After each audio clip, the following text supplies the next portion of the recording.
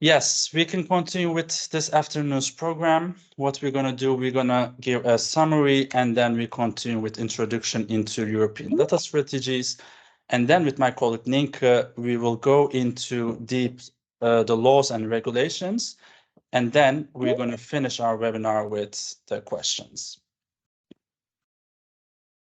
Yes, what will we discuss in the coming hour? Today we will discuss the regulations that have just gone in effect or are in the making. We focus on the acts that are relevant for most people. So which acts are we going to talk about today is AI Act, Data Act, Data Governance Act, Digital Service Act, Digital Markets Act, E-Privacy Regulation, and Cybersecurity Act. These acts will remark a change for everyone, regardless of the type of sector or organization you work in. There is more happening in Brussels, so if you have very specific or niche questions, we can definitely help with those questions too.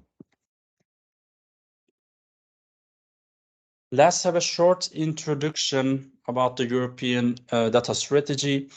European data flows, which should ensure that more data can be better used in both the economy and society. Think here, for example, the healthcare system, but also investigative services. And at the same time, it must be ensured that the companies and services that generate the data retain control over that data. The European Commission wants to do this by strengthening the legal framework, which translates into all kind of new directives and regulations. But this is only one of the 4 pillars on which the strategy is built. And we're going to touch upon these pillars also in the upcoming slides. Yeah, in the next hour, we will talk about all kinds of data and not only about those data that are important for online privacy, but also in the context of personal data. Within the context of the European data strategy, it is important to know that this also includes all kinds of non-personal data. Think about here, for example, mobility data, data about agriculture, energy, finance, and data about industry, for example. So the 4 pillars of European data strategy. When we talk about data strategy, there are 4 pillars, which is governance, increasing sovereignty, skills and expertise, and 9 European data spaces. When we say governance, you should think about the data governance. So how does the Europe keep a grip on data? Policy where it is still missing or outdated. When we talk about sovereignty, independence from other great powers such as United States or China, skills to promote the use of data. And about the European data spaces, we're going to go into deep in the next slides. Let's start with governance. Creating a sector transcending governance framework. The idea is to create regulations and laws that are applicable to all sectors. So there is little fragmentation here. This should enhance innovation and make it easier to cooperate between sectors as well as share data. There's a variety of initiatives with a wide range of topics, from regulating to big online platforms to allowing businesses and governments to reuse data more efficiently. Imagine here the cross-sector governance framework. The idea is to create legislation that is suitable for all the sectors, so there is no fragmentation of regulations that prevents collaboration or data sharing. This concerns, of course, a wide variety of regulations, from the regulation of large online platforms to encouraging to reuse of company and government data. The second pillar is increasing sovereignty in the EU. The conditions of increasing sovereignty are investments in data and strengthening Europe's infrastructure. which means improvement of hosting, processing, and usage of data, as well as interoperability. Start of European market for cloud services with a complete offer. Think about here the IaaS, PaaS, and SaaS, and introduction of a European cloud rulebook for self-regulation. What means this? There is currently no general overview of European systems and self-regulatory systems. Commission will provide an overarching framework here for the various rules for cloud services in the form of a rulebook. And initially, a completion of existing cloud codes of conducts and certification rules related to security, quality of service, data protection, and, for example, data portability. The third pillar is skills and expertise. So the purpose here is empowering citizens and basic data skills to improve to 65% by 2025. And currently this number is 57%. Investing in small and medium-sized enterprises is aimed at increasing access to data and new services for startups and scale-ups. In addition to this, the analysis capacity must be increased. The pool of digital talent must be expanded by around approximately 250,000 people. And investigation whether the right to data portability can be strengthened to enable citizens to exercise more control over their data. And the last pillar is European data spaces. In support of the three previous pillars, the Commission will develop European data spaces. It concerns the sectors and domains where data use has systematic consequences for the entire ecosystem, but also for all individual citizens. Large data pools must become available that combination with technical instruments and facilitate data use and exchange here. Although according to the Commission, there is no one size fits all, common governance concepts and models can be used for different sectors. So we mentioned that there is 9 common data spaces. These spaces are developed in full compliance with data protection rules and according to highest cybersecurity standards. So what are these data spaces? Health, industrial, agriculture, finance, mobility, Green Deal, energy, public administrations, and skills. Now, we will continue with AI Act, and my colleague Nienke will tell you more about this. Hey, good afternoon, everyone. I am going to tell you a bit more about the AI Act. Keep in mind that this is an introduction to the topic, so I'm not going to really deep dive into it. Instead, I will give you an overview of what we currently know about the AI Act. As you know, the AI Act is an act that covers one of the most talked about topics in the digital landscape. I don't know about you, but if I open LinkedIn, then the first thing that pops up is usually something about AI, about how you should use it, about what's being developed, about how it's harming groups of people or a certain sector. Anyway, there's a lot to do about it. And the EU is creating a first framework for the governance of AI, making this a global standard. Currently, the latest version of the Act, dating from November 22, is being reviewed by the European Parliament. This will probably take another couple months, and then around March this year, a vote on the current draft is expected, just to give you an idea of where the Act is. So it's nowhere near done. First, let's talk about what AI can be. Artificial intelligence is kind of a bucket. It's a lot of things. And to give a specific definition can be difficult.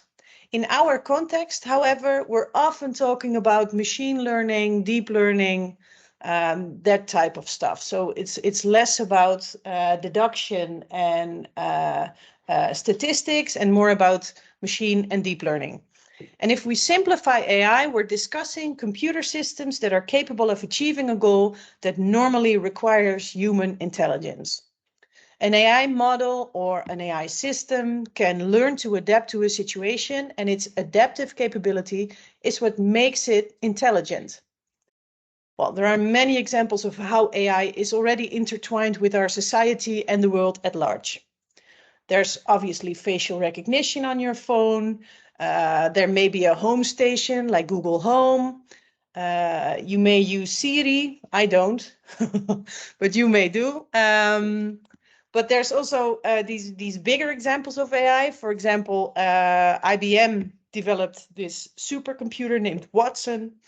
And this Watson is able to recognize human emotion in its speaking partner and is then able to adjust its own voice accordingly.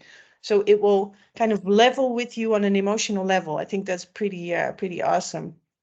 There's also self-driving cars, and they get better with every time you take them out for a spin.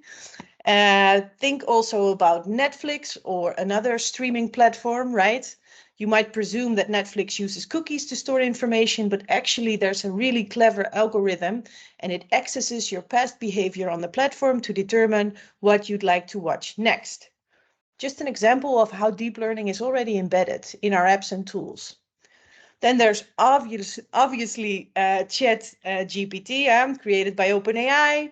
It's been covered thoroughly since its release in November, and Google has allegedly even brought back 2 of its founders to assess how this deep learning chat robot can be defused as the major threat that Google thinks it is. Anyway, enough about all these different examples. Let's see how the Act defines an AI system. It's kind of a dry definition, but let's get through it together. It's defined as being software that is developed with one or more of the techniques and approaches listed in Annex 1 and can, for a given set of human-defined objectives, generate outputs, such as content, predictions, recommendations, or decisions influencing the environments they interact with. So let's check out Annex 1. As I already mentioned, the main category that everybody's focus seems to be on is the first one, A, machine learning approaches. It includes both supervised and unsupervised and reinforcement learning. The second one is more about logic and knowledge-based approaches, including knowledge representation, induction, knowledge bases, deduction. Well, I already mentioned those. And the last category is the statistical approaches, and search and optimization methods. Well, as you can see, the Act attempts to cover a very wide range of possible AI systems. It looks like the EU is going for the broadest possible definition, and they want to cover as many applications of AI as they can. What's the EU aiming to achieve? Well, the European Commission, they believe that artificial intelligence is a fast evolving family of technology, and it can contribute to a really wide array of economic and societal benefits across the entire spectrum of industries and social activities. I think they're right. But with that broad spectrum comes that same broad spectrum of possible risks. And they're trying to strike a balance between protecting EU citizens as well as enabling innovation. And it's really hard balance to get, because on the one hand, you want to make sure that EU citizens still feel confident and safe to embrace AI and to keep using data and AI in a way that works for them. And on the other hand, you want to allow start and scale ups, but also commercial companies that have already been around longer to use AI to innovate. Another thing they want is to be the first superpower to set a global standard for AI. So beat the US and China and the other super nations in kind of this approach to make sure that EU citizens, again, are protected. And lastly, they want to use a risk-based approach to categorize AI systems. And I think that that risk-based approach is something that's really cool to kind of zoom in on. So what they've done is they've defined 4 different categories of risk. And you have to look at it as kind of like a pyramid. So at the top of the pyramid, there are prohibited AI systems. And those are the systems that are not allowed. Those are manipulative systems that subconsciously affect behavior. You can think of social scoring systems, the way that they have in China, but also think about real-time biometric identification systems used by law enforcement. The German lobby has actually forced those into the prohibited category. Let's see if it stays there, because keep in mind that this act is by no means done. So it's still all under negotiation. But this is based on the latest version of it, the latest draft. Then the next category is high risk. And those are AI systems that cause a potential high risk for health, safety, or fundamental rights. If your organization or company is using an HR system, for example, to scope if applicants for a vacancy are fit for the job, that could already be a high-risk AI system. Because if that system, that AI system, is not set properly, then it could lead to disadvantages for a group or a minority. Think, for example, if an HR system only allows females to come in for a first conversation about a job. That would be discriminatory, right? Then lower in the pyramid, there's limited risk AI systems, and those systems are only required to adhere to transparency requirements. So, for example, a person needs to understand that they are interacting with a chatbot. And at the bottom of the pyramid are the minimal risk AI systems. And for those systems, there are no supplementary demands, just the current applicable legislation. Well, hopefully I kind of gave you an introduction into what the AI Act looks like currently. Lastly, I want to talk about the governance framework, because looking exclusively at the AI Act won't be enough. It's obviously super helpful to map the AI Act in relation to other applicable legislation, and Annex 2 already has an extensive overview. It also makes sense to look at the impact assessments that have already been developed. The one that I wrote up as an example is the one that the Dutch government already developed. It's the impact assessment Mensenrechten en Algoritmes. That kind of gives you a peek into where you want to plot AI within your organization. So, for example, a lot of focus in the assessment goes to the CISO and the ISO, so the Information Security Officer. The privacy officer is not named in the entire assessment, has no role in it. It's not a stakeholder. And that already indicates that the government currently does not see the overlap that exists between privacy and AI, which is definitely there. So that's also my last point that I want to make. There's definitely an overlap with the GDPR. It's also one of the regulations that is in the AI Act. Especially where automated decision-making is concerned. So keep an eye on how that develops, and also note that the AI Act cannot take away from the protection that's already offered by the GDPR. So the principles of the GDPR will still apply. For example, purpose limitation, data minimization are still all applicable when you're processing personal data. So the AI Act won't change that. All right, well, I can keep going on this topic for hours, but we have to move on. Dogan will. He will tell you more about the Data Act. Yes, we will continue with Data Act. Let's start with what is the goal here. The goal of the Data Act is to first create a fair digital environment And second of all, make data more accessible to everyone. And last but not least, enable data-driven innovations. The rules are important not only for European citizens and businesses here, but also for public authorities. With new rules, the Commission hopes to remove obstacles to access to data. These are legal, economic, and technical obstacles. And in this way, consumers and businesses have more information and they can make better decisions.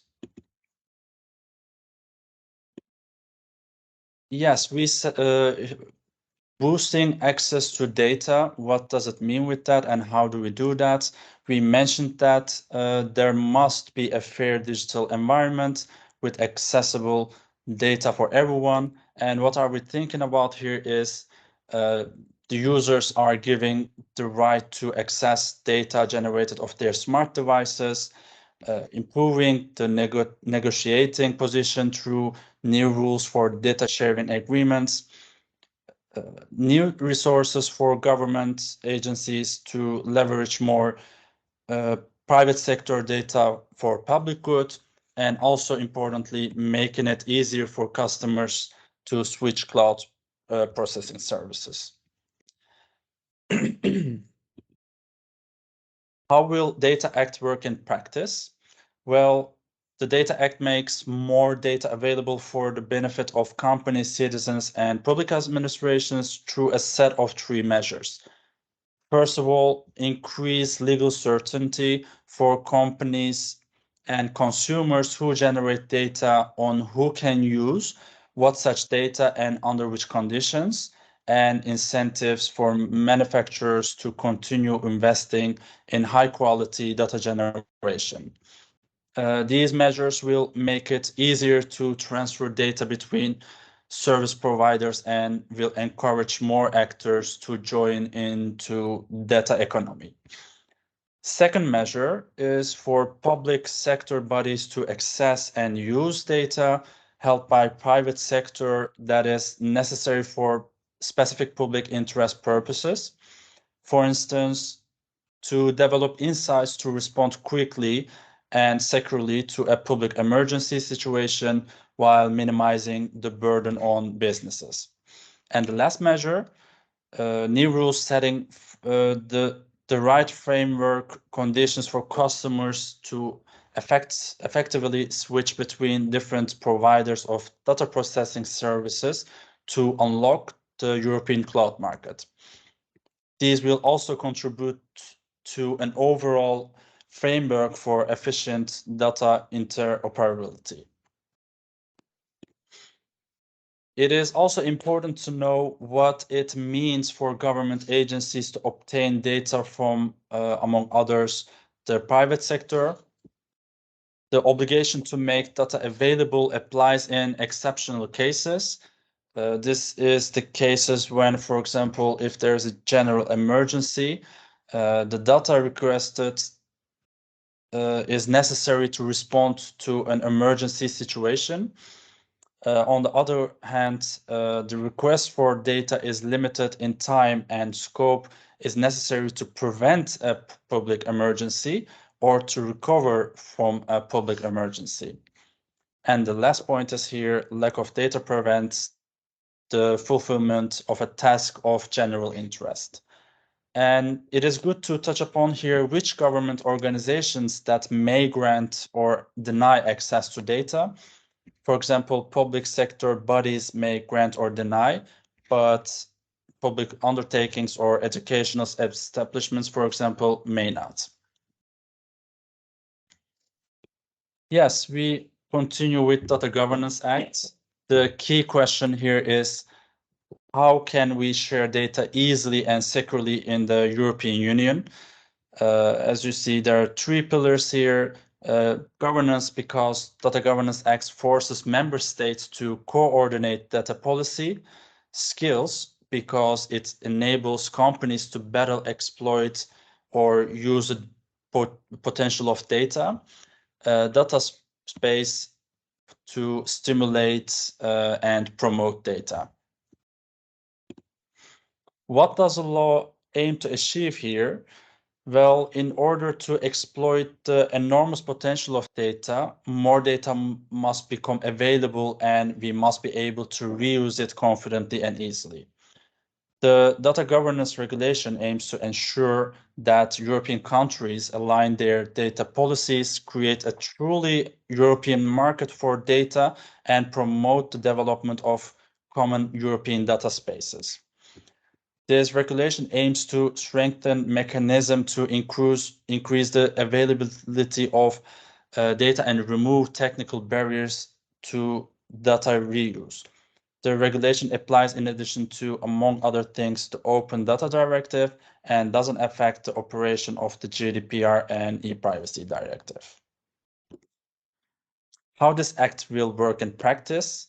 Here is for the Europe will boost the development of trustworthy data sharing system through 4 broad sets of measures.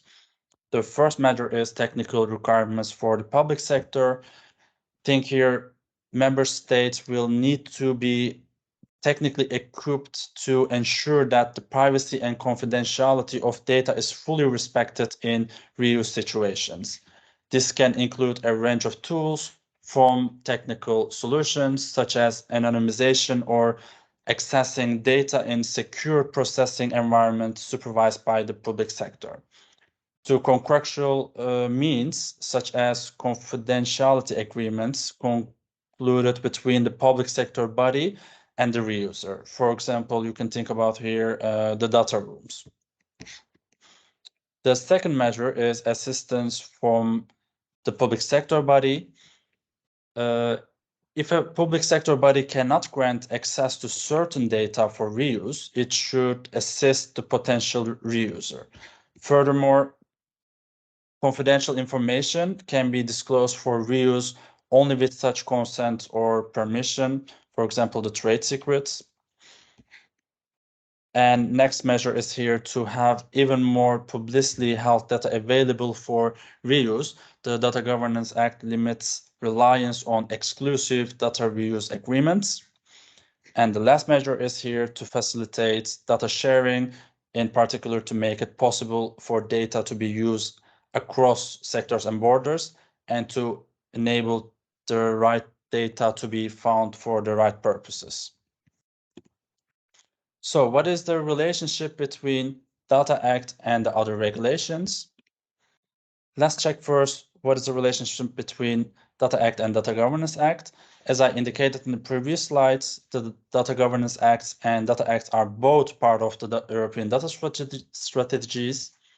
The Data Governance Act focuses on the transfer of non-personal data as well. In addition, it introduces a regime for data intermediaries. These are neutral and transparent intermediaries who help with data management while guaranteeing the privacy of data subjects. The Data Governance Act also makes it easier to share data by creating a legal framework. On the other hand, Data Act determines who can create value from data and under what conditions. What is the relationship between Data Act and GDPR? You can see the definition of data in Data Act, and based on the definition of Data Act, this doesn't only seem to concern personal data like the GDPR, but also non-personal data. So the Data Act covers the sharing of both personal and non-personal data. In addition to this not only concerns data at companies, but also data at government institutions.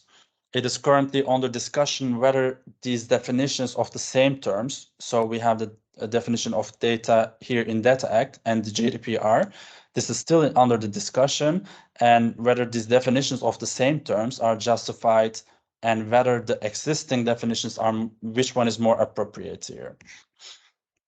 On the other hand, there is a joint opinion of the European Data Protection Board and European Data Protection Supervisor on harmonized rules on fair access and use of data. And in this opinion, they have indicated that the Data Act should not compromise the protection of personal data and that the GDPR is above Data Act.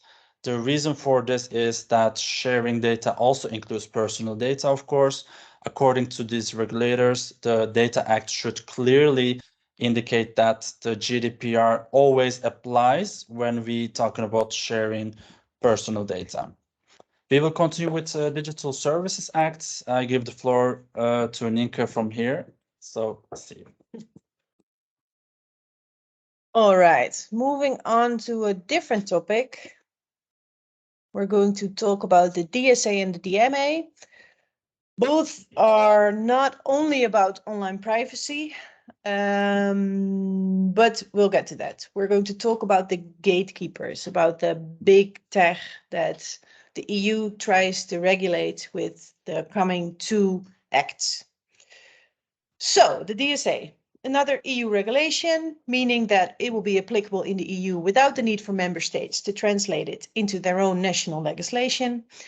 This particular regulation was created to update the Electronic Commerce Directive 2000 regarding illegal content, transparent advertising, and disinformation. Well, that kind of already gives you a clue on the topics that are covered in the DSA.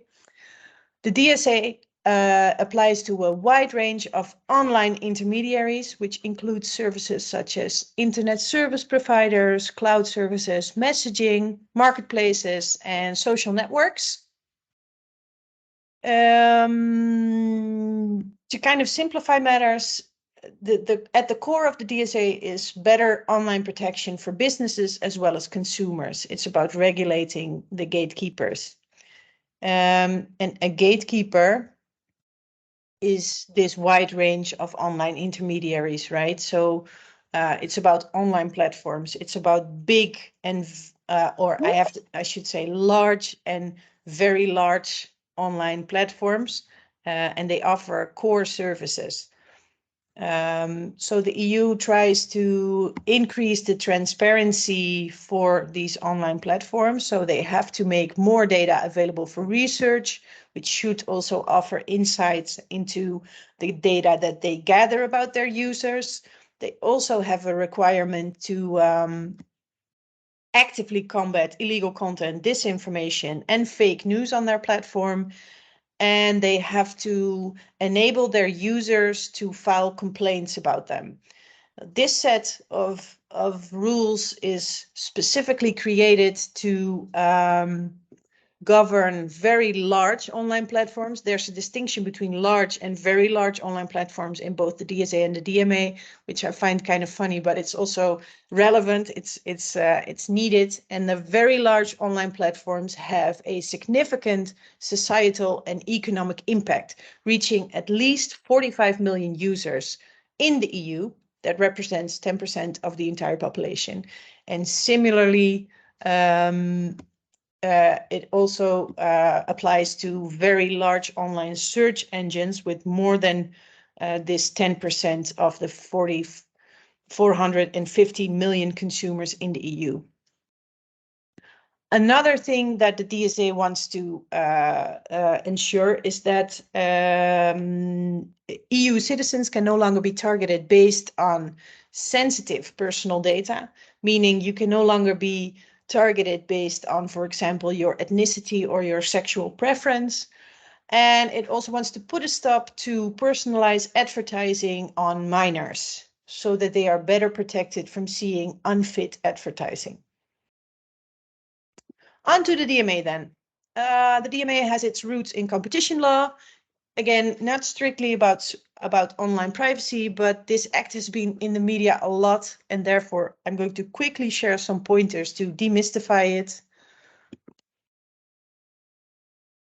So again, we're talking about these gatekeepers. We're talking about leveling the digital playing field and regulating the dominant position that this gatekeeper can currently claim.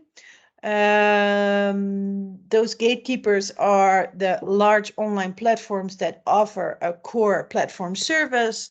We're talking about search engines, app stores, messaging services. The DMA has already been approved and its rules entered into effect this past November.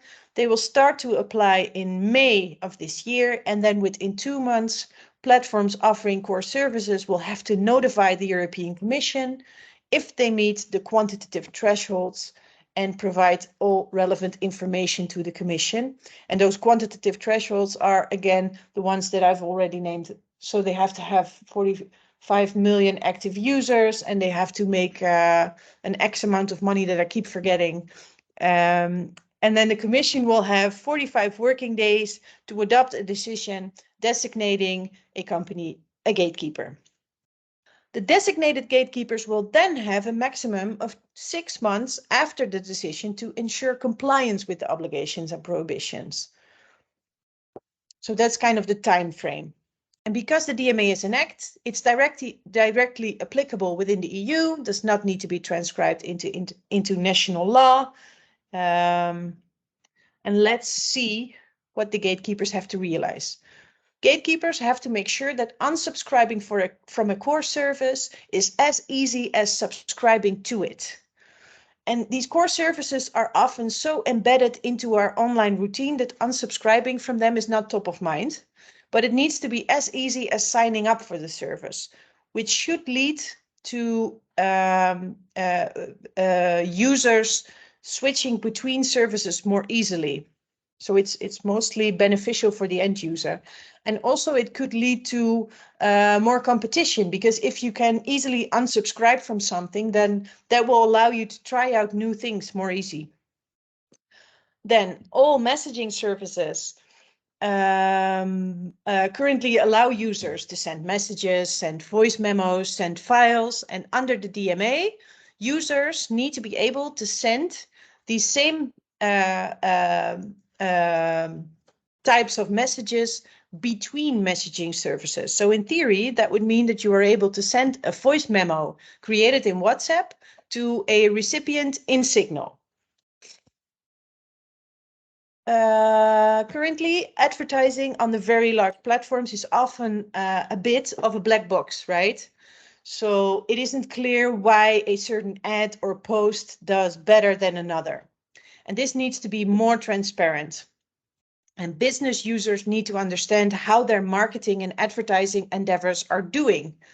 And this should also make it more clear for them how they need to spend their marketing and advertising budgets. So again, it's about creating this transparency and making sure that people understand what happens within these ecosystems of these very large online platforms.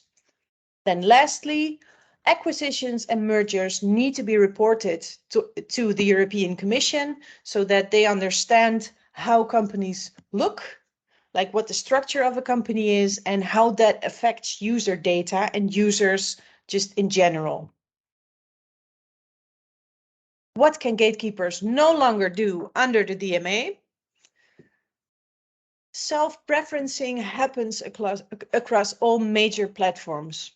Google often prioritizes its own products in search results. An iPhone comes with Safari as the default browser, and this will be prohibited under the DMA, allowing users to choose their own preferred products and tools so that they can mix, match, and delete apps on their own devices.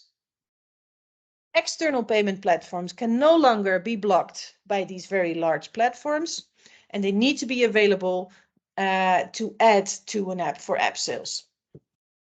And lastly, private user data gathered for one service can no longer be used for another service that exists within the same company if there's no legal ground to do so. So for example, obviously Meta, for example, has WhatsApp, but also Insta and also Facebook. And Meta can no longer recycle data gathered for WhatsApp to use, for example, for Instagram. So again, I hope this gives a bit of an introduction into the DSA and the DMA. I saw that there was a question earlier, but let's save that until the end of this webinar, because I think that we're going through our time pretty fast. So let's move on to the e-privacy regulation. Yes, let's continue with e-privacy regulation. So in order to protect personal data within electronic communication, new European regulations are on the way, and e-privacy regulation is one of them. With this proposal, the European Commission introduced stricter privacy rules for electronic communication services and thereby make more strength of the current rules. The e-privacy regulation is an addition to the GDPR that regulates the protection of personal data in the EU. The legislation surrounding the e-privacy regulation focuses specifically on the protection of personal data relating to electronic communications. And what does actually mean with electronic communication? It means information that is exchanged or transferred between a number of parties by means of a publicly available electronic communication service. Consider, for example, here sending an email address or phone calls, faxes, text messages, whatsoever.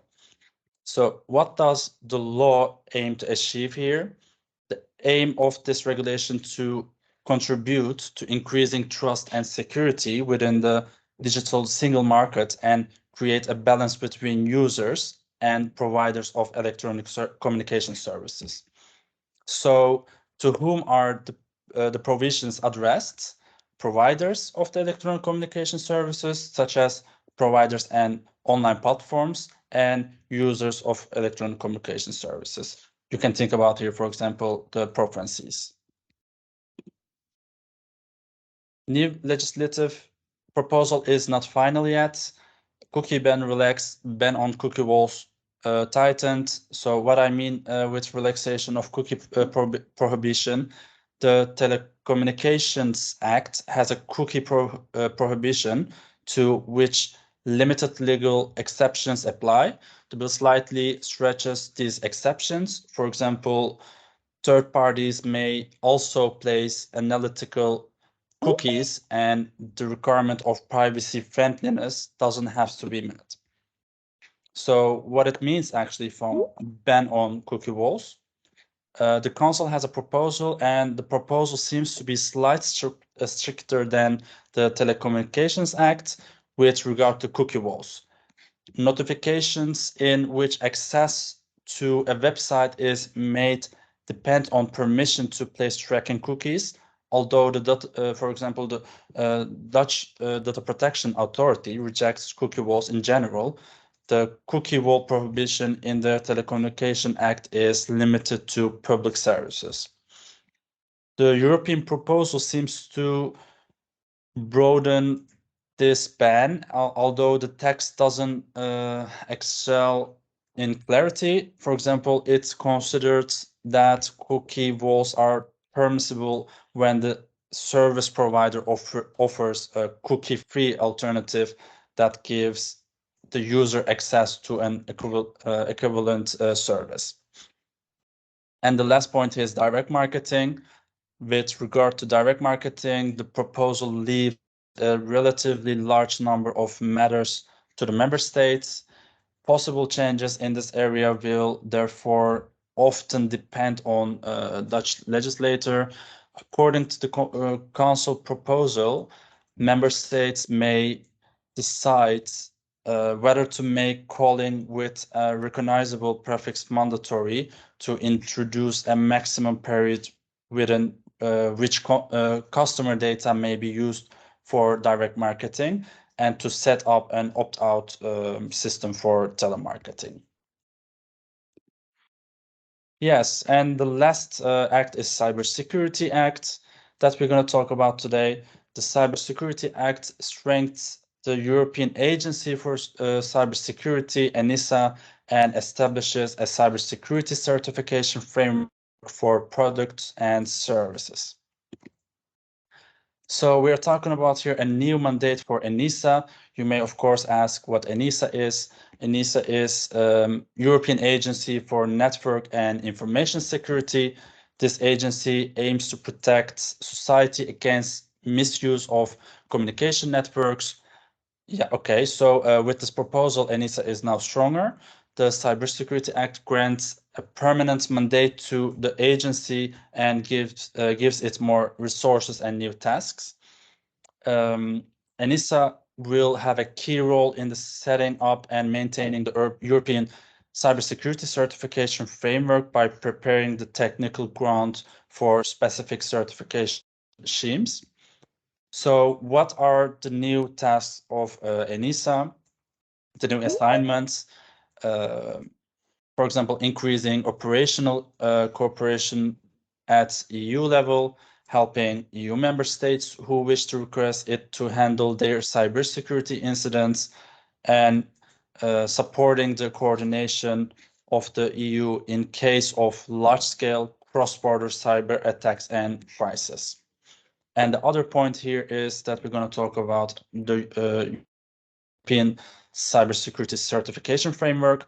So this act introduced a European-wide cybersecurity certification framework for ICT products, services, and processes.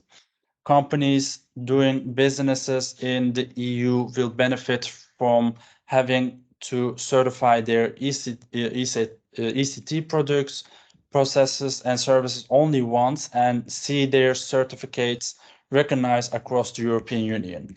And why this certification is important? Firstly, for a strong market work. In addition to this, increasing digital resilience and increasing trust in security. Yes, this was end of our presentation, and we will continue with the timeline. As you can see in the timeline, there are some acts are already proposed or on the way. And as you see, AI Act, E-Privacy Act, and Data Act, the legislative process is still ongoing for this. So yeah, do you want to say something more, or shall we continue? I think we can go to the last slide. Okay. Nothing to add. Yes, if you have any questions, please feel free to reach out to us. You can see there are phone numbers or email addresses. And I don't know if we have any question in chat, actually. There was one question. It was from Anonymous, I think. And they're asking, combining two things, how has thinking on the AI Act and the European environment for AI work changed in the context of EU's intention to consider all Internet of Things data as personal data? I'm not sure if this person is still part of the... Okay, good. So they're still here. I wonder what you actually mean by changed, because personal data, the definition of that has never changed. So under the GDPR, it's all data that identifies or can identify a natural person. And I think that whether or not Internet of Things data, Can you elaborate a little bit? Because I'm not sure I fully get where you're going with this one. So can they unmute themselves? Yeah. Yes. Hello, can you hear me now? Yes. Yeah. Now we can hear you. Good. My question is, given AI systems require so much data to train on, and very often IoT data has been used, especially for, I consider something like a sales recommendation AI. I know, for example, both Meta and Google are very keen to use that type of IoT data that they collect through their other products for these things. My question is more broadly, is there, how do the protections on training that come out of the AI Act interact with protections of personal data in those systems? Would we see that all things that are to do with IoT, things like Alexa voice prompts, would be considered high risk just because they would necessarily have to manipulate a lot of high risk data, even though at the end of the day you're just asking them for the score of a football match? Am I understanding that right? Yeah. I get it now. Thanks. I think the effect that AI has is what can categorize as a high risk. So not necessarily the data that you put into it, but the effect that it can have. So if you ask it an innocent question and the output is also innocent, then I think that is what would qualify the risk category, if that makes sense. I see. If I'm allowed one follow-up question, what happens to AI that does a lot of things, right? Because I can ask my Alexa for the score of a football match, and I can just as easily ask it for the address of a nearest hospital or where I can buy a particular drug that would then bump it into, say, essentially providing me healthcare information, which might be significantly more impactful, or asking it for political information or news information that might be significantly more impactful. How does that bundling work, where things are both benign and very personal at the same time? Yeah, I think that's kind of the practical implication that is currently under a lot of stress. So I don't have the answer. I'm not the policymaker of the AI Act. I do think you pose a really good question there, because obviously there's no one purpose to AI. That's what makes it so interesting. And then general purpose AI has a very different position within the Act than these categories of risks. And I think that taking into account that AI is by definition very unpredictable, it makes it so hard to create an act that actually catches that unpredictability. So I'm not sure that we're going to succeed, to be honest. I don't know. Yeah, I think that it's a really good attempt. I don't see how it practically solves the diversity that one AI system can bring. Okay, thank you. Thank you. If there is no further question, thank you everyone who's joining for this webinar, and hopefully see you in the next one. Yeah, definitely. Have a nice evening. Bye.